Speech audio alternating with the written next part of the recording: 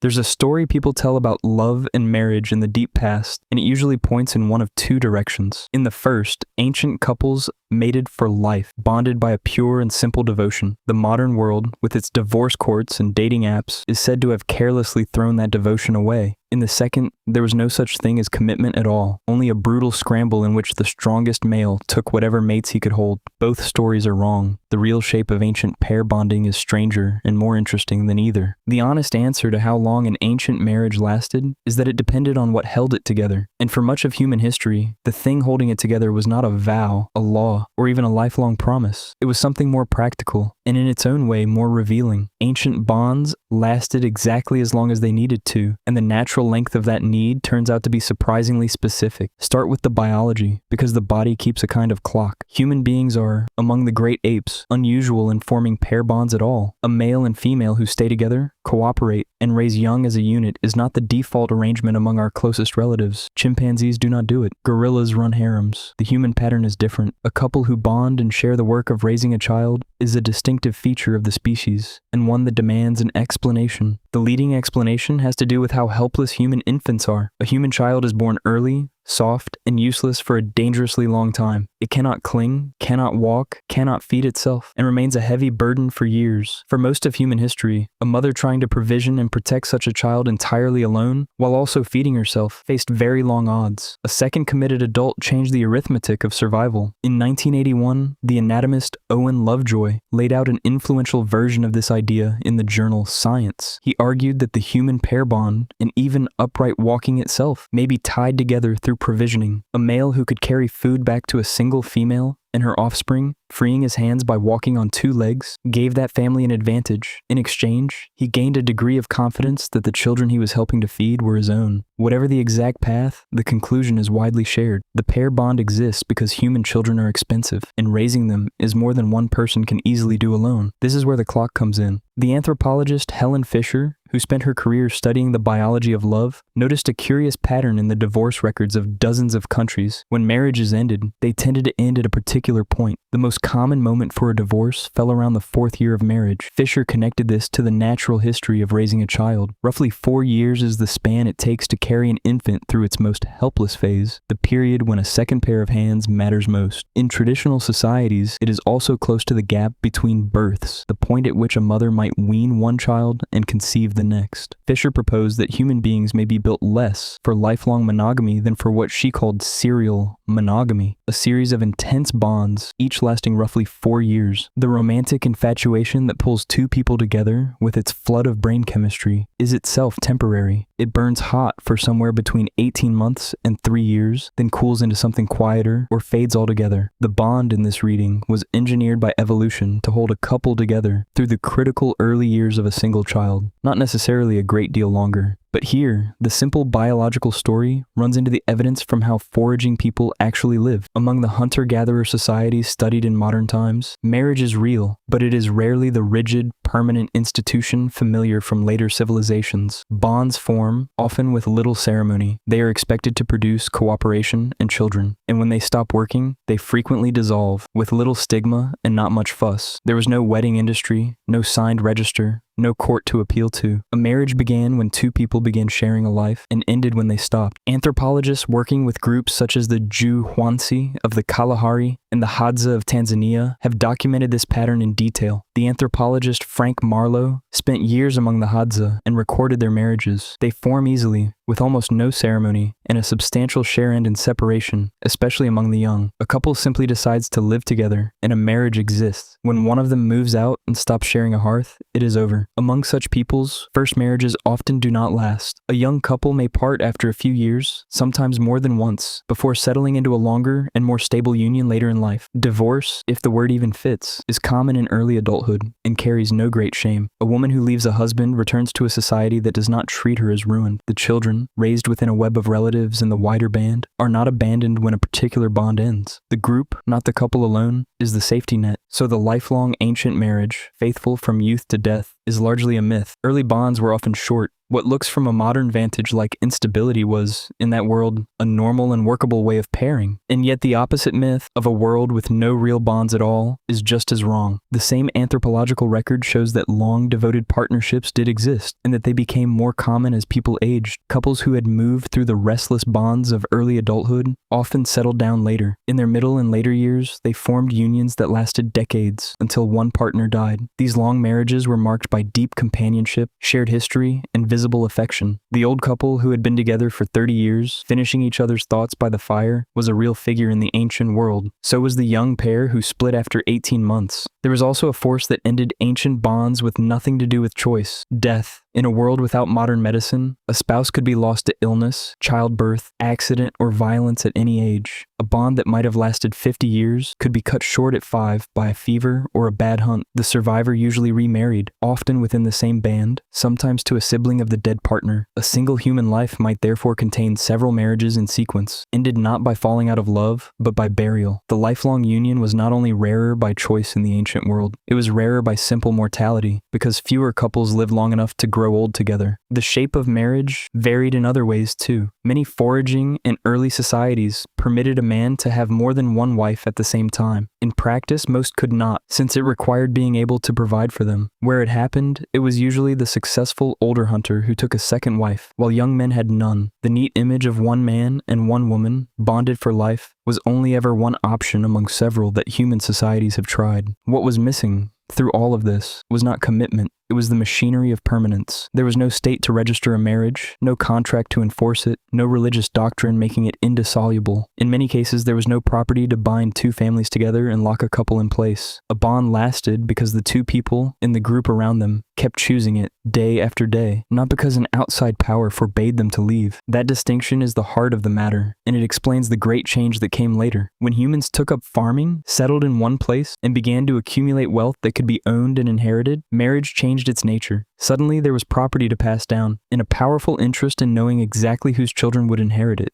Land, herds, and stored surplus turned marriage from a flexible personal bond into a hard economic and legal institution. Lineage now mattered. Female faithfulness was policed with new severity because inheritance depended on certainty about fatherhood. Marriages were arranged between families to join estates and seal alliances, with the wishes of the couple a secondary concern. This is the world that produced the lifelong, binding marriage as a rigid rule rather than a personal outcome. It was enforced by law, by religion, by property, and by shame. The historian Stephanie Kuntz, who traced the long history of marriage, made a point that surprises many people. For most of the institution's recorded history, marriage had very little to do with love. It was a tool for joining property, forging alliances, and producing legitimate heirs. The idea that a person should marry for love and stay married because the love endured is startlingly recent. It became the common expectation only in the last couple of centuries. The permanence that modern nostalgia imagines stretching back to the dawn of humanity is, in truth, a fairly recent invention. It was bolted onto the older and looser human pattern by the demands of wealth and inheritance. Later it was painted over with the language of romance. So the deepest answer to how long ancient marriages lasted